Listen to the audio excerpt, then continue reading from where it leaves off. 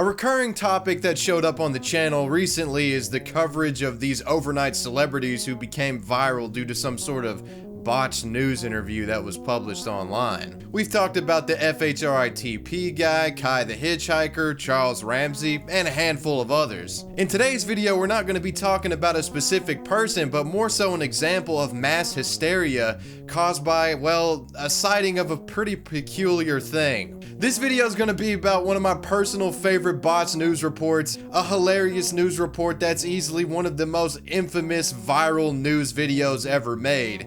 This is the story behind the Mobile, Alabama Leprechaun sighting. So let's hop on the magic tapestry and take a ride down south to the Crichton community of Mobile, Alabama, in the deep south of the United States. The date is March 14th of 2006, just 3 days before St. Patrick's Day.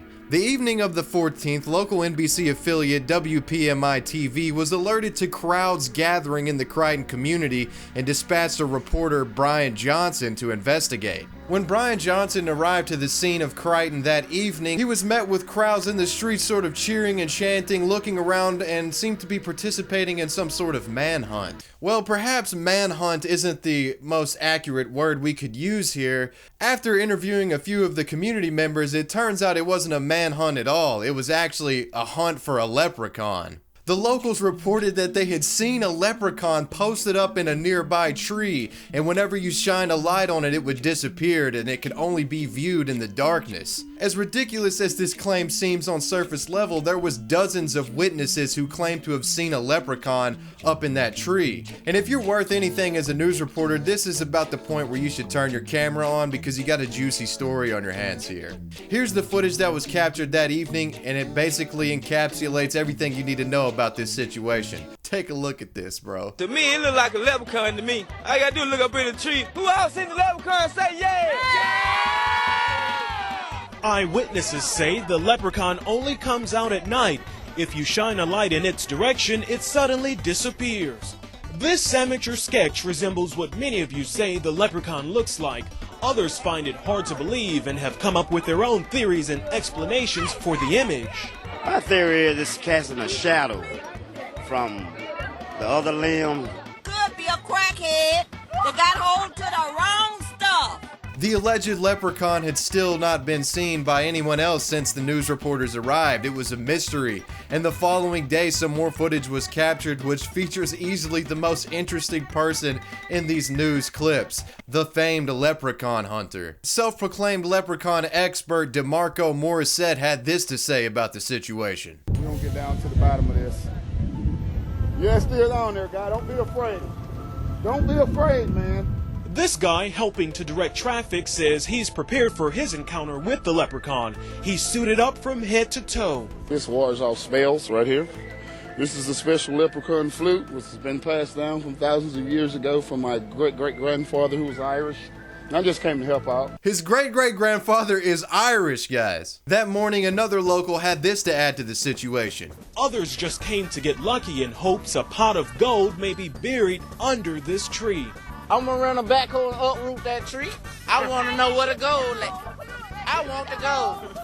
Give me the gold. I want the gold. So it goes without saying, this news report is pretty out there. Yeah, it's one of the wildest news reports I think I've ever seen, and naturally this thing did end up going viral. Just 3 days later on St. Patrick's Day, the video was posted onto YouTube. It would grow every year, gaining more and more views, and it always sees a spike in viewership around the time of St. Patrick's Day. I guess it's a bit of a tradition to revisit this video. And over the years, it's been referenced several times in other forms of media. There's been a Key and Peele skit. Yeah, man. Y'all see the packages? Oh, yeah. Everybody up in here see the packages, man. There's been a reference to it on South Park. To me, it looked like Mysterion to me. Everyone who see Mysterion say yeah! Yeah! And Jimmy Kimmel has stated at one point that this is his favorite viral video clip of all time. In addition to its references in media, there was a really popular song remix posted on YouTube featuring the guy that says, "I want the gold, give me the gold, I want to know where the gold at." I want to know where the gold. I want to know where the gold. Give me the gold. Yeah, there's a song remix of that, and Shmo Yoho has dipped their toes into this pot of gold as well. I want to know where the gold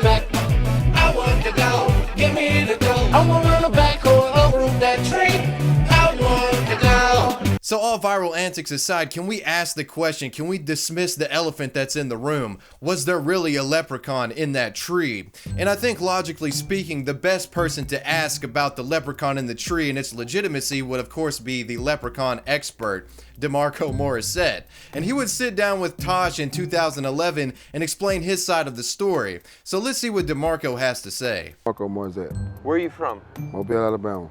This video became a huge sensation in 2006. That's right. What was your role in that?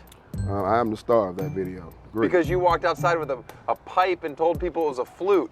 This one? Ow! That thing has been passed down for generations. Yes, it has. What made you come outside and tell people that this was a flute? I don't know, man. I was just assing around. I really didn't know it was going to blow up like it did. I was just having fun, you know. Do they call you Flute Man? No. First of all, does that thing even play any music? Not at all. Before the news people got there, it must have been a local thing where you guys were saying that there was a leprechaun in this tree. Yeah. How did that story even begin? Maybe some guys were just hanging out. We were just drinking one night. This old lady came out, and she really saw it. She brought it to our attention that it was up there, and we looked up there and we saw it too, but she never said anything else about it. So we, you know, word of mouth, we started just telling different people about it, and it just spread like wildfire. So all jokes aside, DeMarco's interview with Tosh didn't really necessarily clarify or explain what the hell these people were seeing in this tree. And from 2006 to 2014, there was basically dead silence as far as, you know, the investigation of what the hell was actually in the tree that the community members saw. But in 2014, there was a break in this case. Easily the most compelling evidence that has ever come up in this leprechaun sighting came to the surface that year. And I need you to take everything I'm about to tell you and let you hear with a grain of salt. This isn't 100% proof of this leprechaun thing. There was a man who claims responsibility for the leprechaun sighting and also claims it was a hoax.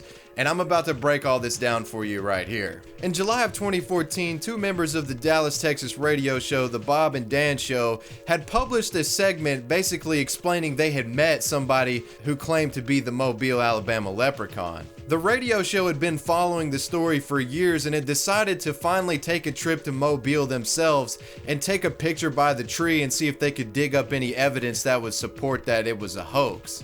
So two guys from the radio show actually drove from Dallas to Mobile, went to the Crichton community, and by using the original source material of the Mobile, Alabama leprechaun news report, they were sort of able to cross-match the exact tree location, and they got out to take some pictures by the tree. However, when they were out taking photos by this tree, they were approached by a woman that sort of asked them what they were doing and why they were there, and they explained that they had come to search for any clues to the story behind the leprechaun sighting. Maybe interview some people in the neighborhood. Well, this woman that had approached them informed them that, yeah, the leprechaun sighting back in 2006, it was all a big hoax orchestrated by a local community member referred to as Midget Sean.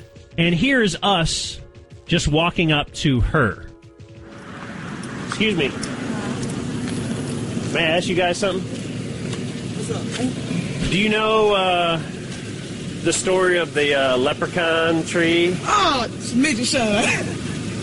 That's a friend of ours. He's a midget. Down there on the end, though. It wasn't that tree. Yeah, it's on the next street on the end. Wait a second. The Whoa. leprechaun was in the tree. It was your friend in the tree? Midget Sean. He's a midget. He's a midget. She claimed that this Midget Sean guy had climbed up into a tree that night and dressed up as a leprechaun and pretty much fooled the whole community into thinking that it was a leprechaun, when in fact it was just him dressed up in green clothes, and as the name goes, Midget Sean, he's a little short guy. And she confirmed that he did indeed still live around the community on a nearby street called McBride Street. She said that Midget Sean could often be found out on the streets just kind of hanging out on the corners or hanging out on someone's front porch. So the two hopped back in their car and drove down the road, but while stopping at a local Texaco gas station, they were approached by another man who sort of asked what they were doing. See, this neighborhood was primarily organized of black people, and these two white guys from Dallas, Texas stood out like a sore thumb. I mean, these people were getting glances all around. But one man, after questioning their intentions, once this man learned that they were looking for Midget Sean, he candidly said that he could call Midget Sean and have Midget Sean meet up with them. We meet his cousin, who gets him on the phone and says, I got on the phone Midget Sean myself, He says, we agree to meet with you. My cousin will take you to me. So this man at the Texaco gas station indeed got Midget Sean on the phone, and well, they basically formed a convoy and met up with Midget Sean in a nearby parking lot. So it appeared that these two Dallas, Texas radio hosts were just moments away from solving the Mobile, Alabama mystery. As the two arrived at a nearby hospital parking lot, there indeed was a very short black guy waiting there to talk to him. And this man explained that he was indeed the one and only Midget Sean, and well, this is the interview that they had with him. So we just get out of the car, and immediately he starts telling his tale so fast that I'm hitting record right away. So here it is. We actually meet Midget Sean, who perpetrated the Leprechaun hoax so many years ago. In the yard chilling. So I said, it was St. Patrick's Day. So I said, well, they got the Bigfoot, it's a lot less monster, you know what I'm saying? And I said, well, we can say leprechaun in the tree. And so I climb up to the tree, and everybody said, that ain't no real leprechaun. Everybody thought it was the movie, but it was a real leprechaun. It was me. So then we got back down, so then I said, okay, all through the week, everybody used to come see the leprechaun, see the leprechaun, see the leprechaun. So you actually went in the tree? Right. We're in the tree, we were just sitting down like this, like we were just sitting down.